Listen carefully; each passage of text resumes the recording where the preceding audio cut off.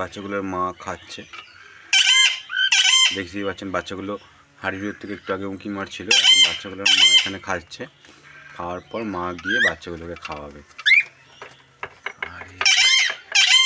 আরে লাগেই দেখুন, বাচ্চাটা বেরিয়ে পড়লো হাড়ি থেকে, বিউটিফুল।